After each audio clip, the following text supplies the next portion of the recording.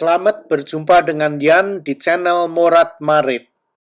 Background video kali ini aku ambil sewaktu aku berlibur ke Korea Selatan. Dan ini yang kalian lihat ini adalah garis perbatasan DMZ. Itu adalah garis perbatasan antara Korea Selatan dan Korea Utara.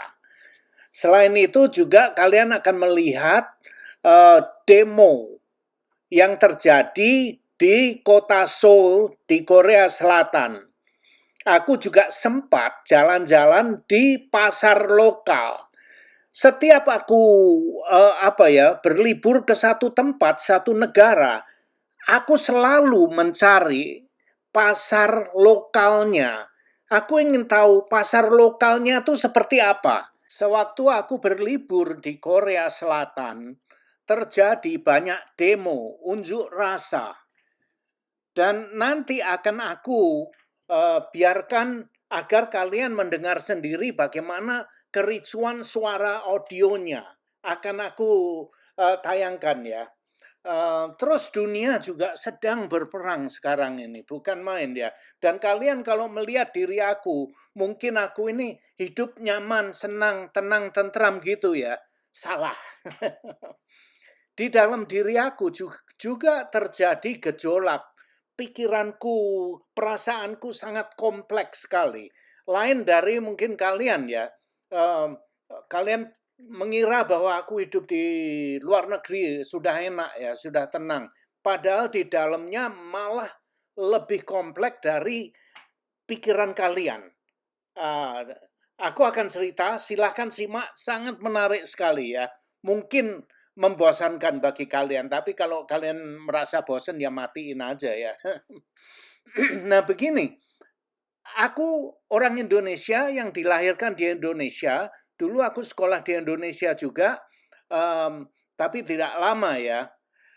Terus kemudian aku pindah ke luar negeri. Jadi sewaktu tinggal di Indonesia, otak aku ini sempat diprogram dengan program aplikasi yang berlaku di Indonesia. Aplikasinya apa? Tradisi, adat, dan kebiasaan hidup di Asia yang sangat rumit, yang sangat penuh dengan aturan ini itu. Jadi pokoknya yang ada di pikiran aku ini benturan semua antara Barat dengan Asia. Oke, silahkan dengar audio demo ini dulu. 여러분의 의사를 함께 관철하겠다 이렇게 약속드립니다 여러분. 예, 여러분 힘내시기 바랍니다. 감사합니다. 열심히 함께 하겠습니다. 고맙습니다. 소리 나게 한다. 네, 저희의 대변을 해주시는 중요한 역할을 맡고 계신 박수현 의원님께 다시 한번 큰 박수 부탁드리겠습니다. 예, 마지막 순서입니다. 마지막 순서입니다. 예, 급하시죠? 예, 추운 날 고생 많으셨습니다. 오늘 마지막 순서인데 우리 어머니들 오늘 나올 때 지역에서 혀 먹고 사는 사람들, 출마하겠다는 사람들한테 얘기하지 않았습니까? 당당하게 싸우겠다고, 서울에서 멋지게 싸우겠다고 얘기하지 않았습니까? 이제 마지막 공연하느라 행진만 남았습니다. 마지막 공연 보시고 행진하시면 됩니다. 좀만 힘내십시오. 오늘 걸게 함께 해주신 연대공연입니다. 청년의 분연시를 노래하는 가수, 블루스를 연주하는 허한진 가수님 모시고 공연 듣도록 하겠습니다. 힘찬 박수 부탁드리겠습니다. Nah, seperti itulah kira-kira demo yang ada di Korea. Dan yang kalian lihat di layar kalian ini adalah Karda. Dia membicarakan tentang generasi sandwich. Sangat menarik. Kalian lihat sendiri, tonton videonya di channel dia. Linknya ada di deskripsi di bawah video aku ini. Sangat menarik. Nanti akan aku kupas sedikit tentang itu kalau aku ingat ya. Tapi sebelumnya aku ingin cerita dulu tentang bentrokan yang berada di dalam diri aku. Banyak sekali hal-hal, ya, benturan-benturan yang ada di dalam diri aku. Nah, di antaranya adalah mengenai bagaimana caranya aku membesarkan anak aku ya. Nah, ini juga menarik. Ini Karda juga sumber ilmu yang kita yakini adalah pengalaman. Dia bilang begitu. Apa nggak salah ini ya? Kalau menurut aku, kalau di Indonesia kan agama. Oke, kalian mau nonton silahkan di channelnya. Linknya ada di deskripsi di bawah video aku ini ya. Nah, benturan. Begini, aku melihat videonya Karda tentang generasi sandwich. Aku jadi iri. Irinya apa ya? Dia membesarkan anaknya ya. Dia bayari, dia sekolahkan sampai selesai kuliah segala macam, dia bayari semua, dia yang bayar. Dan kebanyakan memang seperti itu, orang tua di Indonesia kebanyakan seperti itu.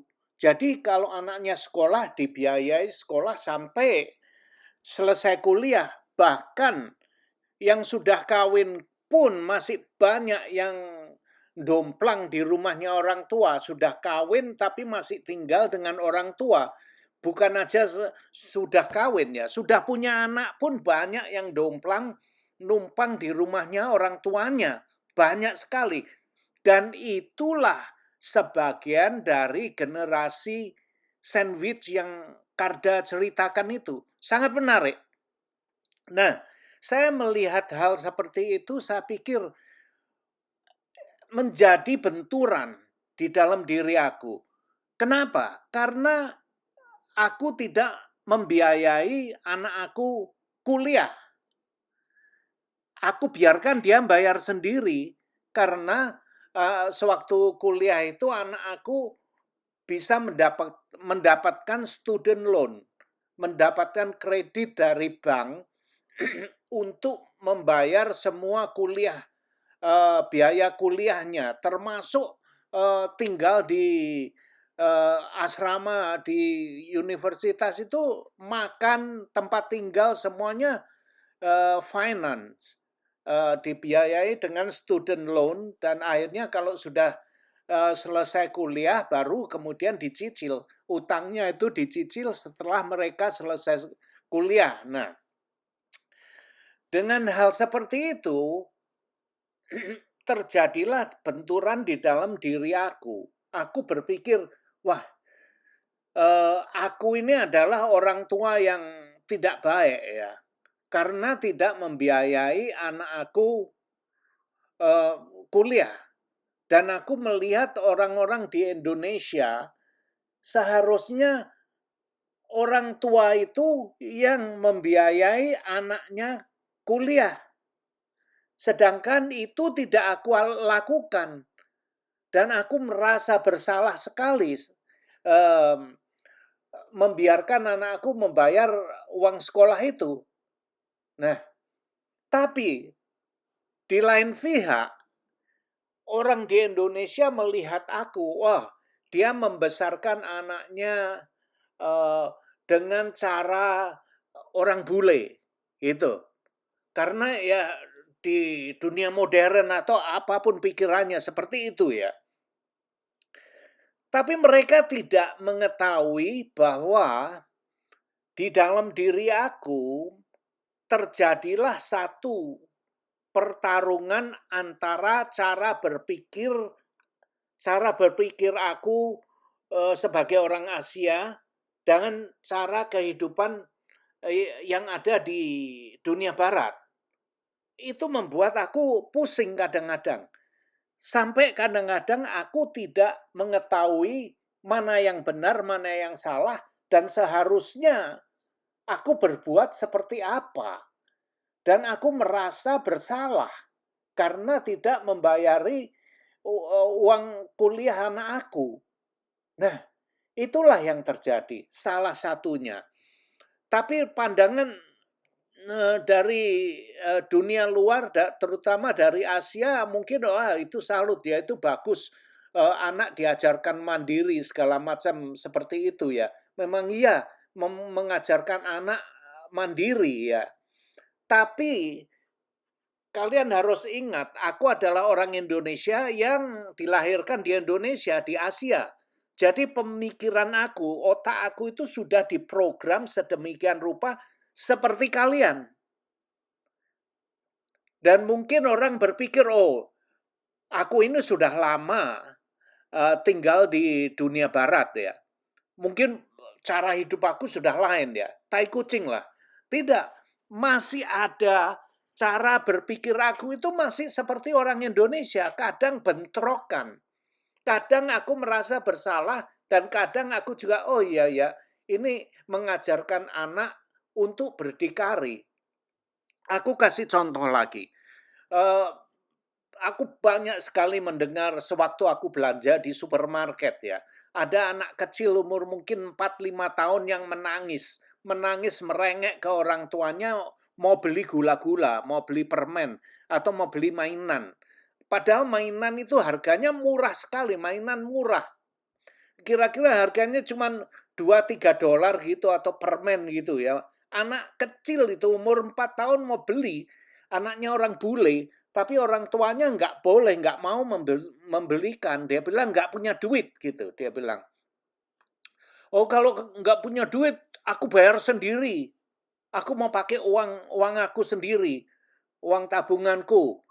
Terus orang tuanya, oke, go ahead, kamu beli aja. Ya tapi aku nggak punya duit, nggak bawa duit. Terus dia minta orang tuanya untuk membelikan itu nanti setelah sampai di rumah si anak bilang akan mengembalikan uangnya. Kalian tahu harganya berapa? Itu mungkin 2 dolar atau itu sekitar 2 dolar gitu. Tapi orang tuanya nggak mau bayari. Dia bilang, oke, kamu boleh ambil itu, aku akan membayarnya. Tapi nanti kamu harus mengembalikan uang ini ya. Anaknya bilang iya. Baru dia berhenti nangis terus dia ambil. Dia senang lagi gitu ya. Nah, sampai seperti itu. Orang bule itu sampai seperti itu. Aku melihatnya di supermarket itu. Aku pura-pura belanja di sampingnya gitu ya. Aku mendengarnya dan melihatnya itu aja hati aku terenyuh gitu, nelongso melihatnya. Kok sampai hatinya sekali ini orang tua ini ya, menyuruh anaknya 2 dolar aja nggak mau bayarin gitu. Lama-lama aku berpikir, ya benar juga ya. Ini orang tua ini bukan pelit. Dia mendidik anaknya untuk menghargai sesuatu. Jadi masih muda sudah diajarkan bahwa di dunia ini tidak ada yang gratis.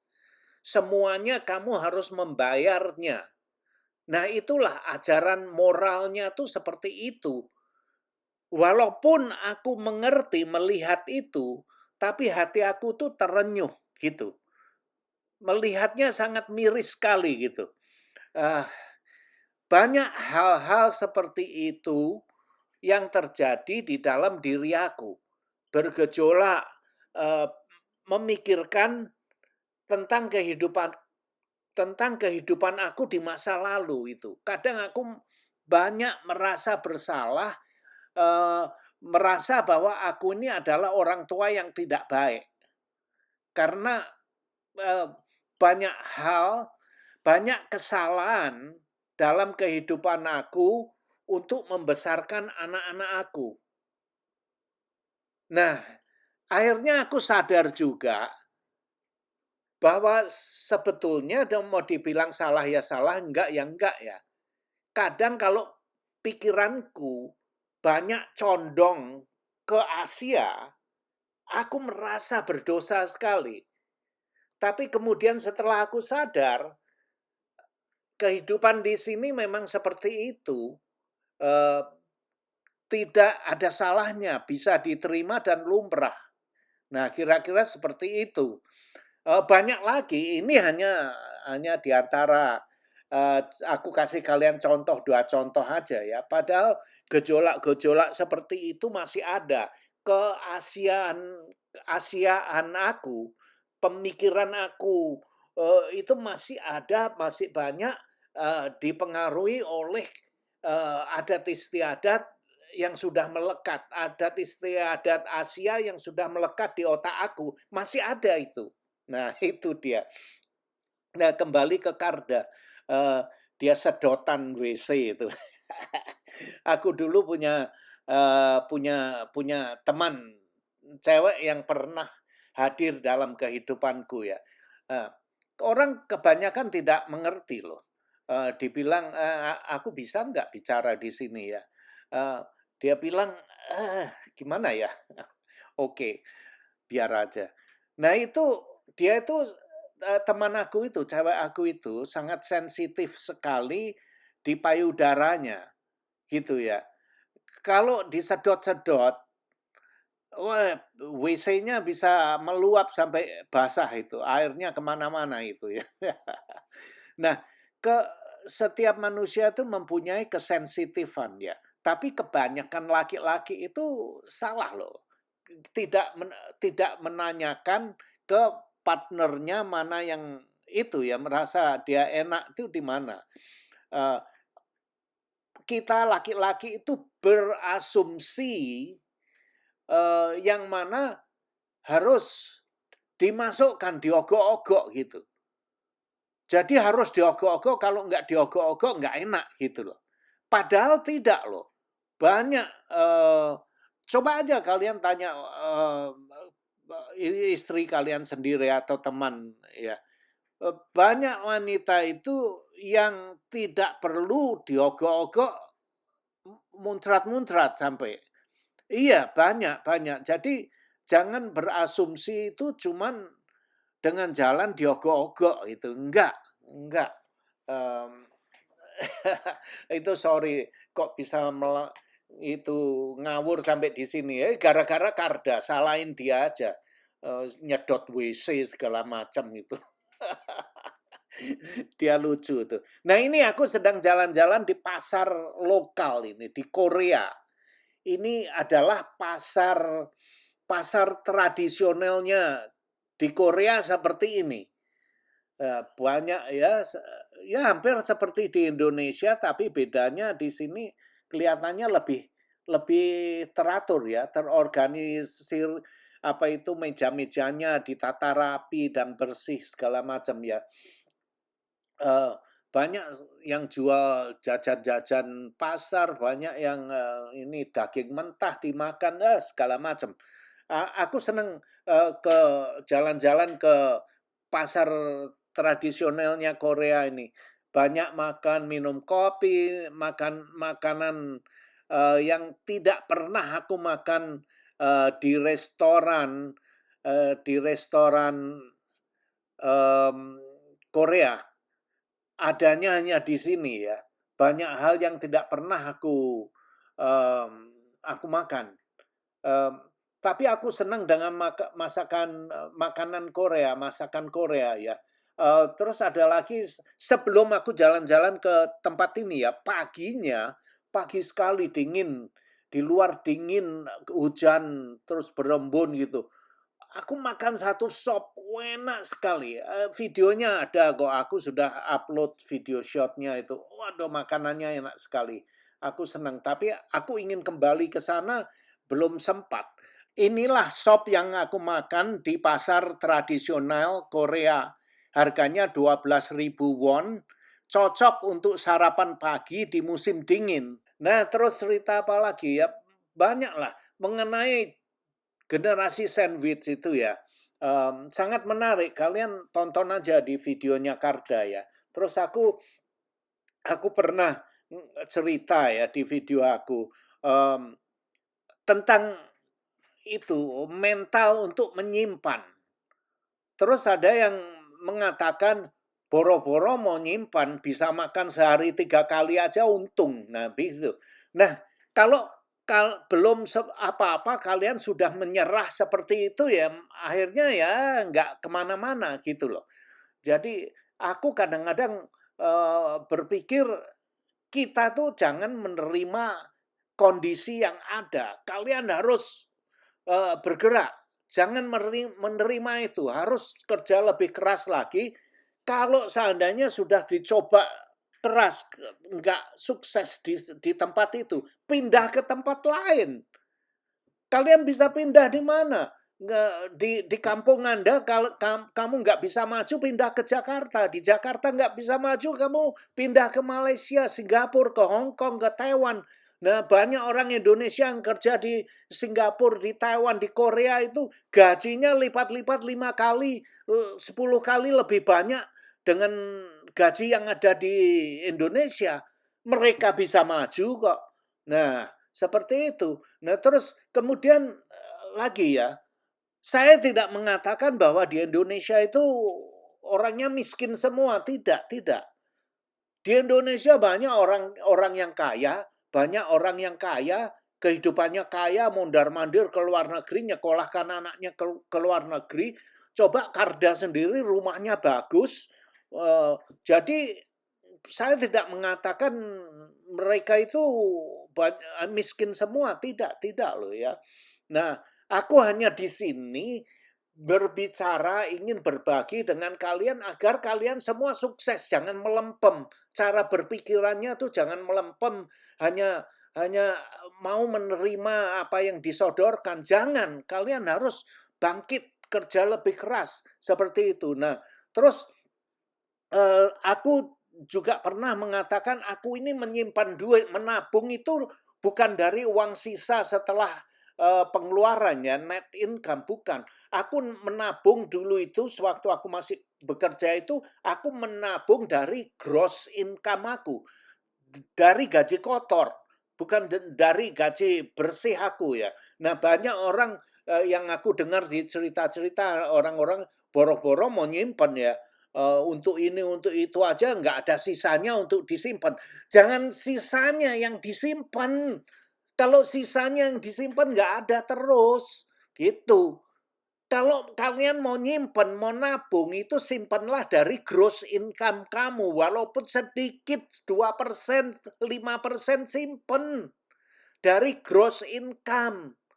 Gitu. Jangan dari net income. Dipakai dulu, begitu gajian pakai belanja, beli ini, beli itu, ke sana sini, weekend sana, weekend sini. Terus kemudian nanti kalau ada sisanya disimpan.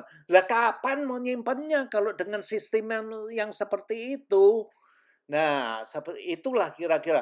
Nah, terus ada yang mengatakan enak aja lo kerja di sana, gaji kamu besar, gini, gini, gini.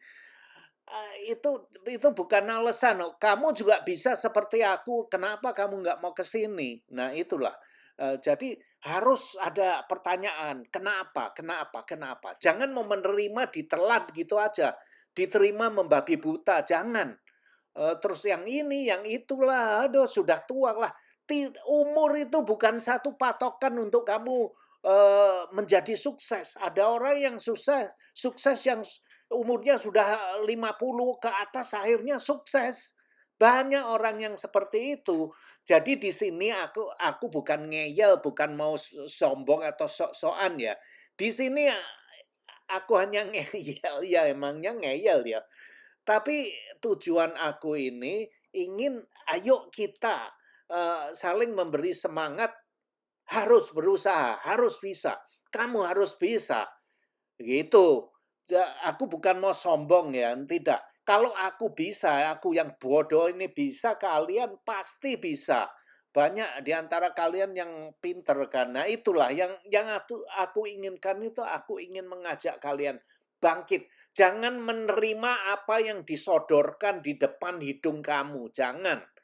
Jangan menerima dengan apa yang dikasih ke kamu. Kalau aku seperti itu dulu, aku nggak kemana-mana. Aku sadar apa itu yang aku inginkan itu melebihi yang ada di kondisi yang ada di Indonesia. Maka itu, dan aku sadar aku tidak bisa merubah birokrasi yang ada karena terlalu besar. Kalau aku mencoba merubahnya, aku akan tergilas. Jadi aku mencari tempat yang lebih baik ketimbang situasi aku pada waktu itu. Nah, itulah yang aku kerjakan. Aku tidak mau menerima. Aku sudah mencobanya dan aku tidak bisa. Akhirnya aku keluar. Aku tidak akan merubah sistem. Aku keluar mencari tempat yang lebih baik, yang bisa memberikan jauh lebih dengan apa yang aku miliki sebelumnya. Nah, itu dia. Akhirnya ya aku ke sana sini sebelum aku hidup seperti ini ya. Aku merantau ke banyak negara, ke sana sini, mencoba sana, mencoba sini, ke Eropa, ke negara apa aja. Sudah aku coba, Australia, semuanya aku coba. Tapi kalau nggak bisa ya nggak bisa. Jangan berhenti sampai di situ. Move on, move on. Kita harus selalu mencari sampai ke tempat yang kita inginkan, ke tempat yang bisa memberi kita lebih. Nah, seperti itu kira-kira. Nah, ini sudah mau habis ini ya. Semoga kalian bisa menikmati, terhibur dengan jalan-jalan di pasar tradisional ini, dengan jalan-jalan di kota Seoul, melihat orang demo sana-sini. Semoga kalian bisa terhibur sambil mendengar ocehan aku ini. Ya ocehan aku ya seperti ini ya, kadang-kadang mencela-mencela ke sana ke sini, muter-muter di pasar nggak karu-karuan. Oke, sampai di sini dulu. Goodbye. Terima kasih sudah nonton video ini dan jangan lupa like, comment, share, dan subscribe. Adios, my friend.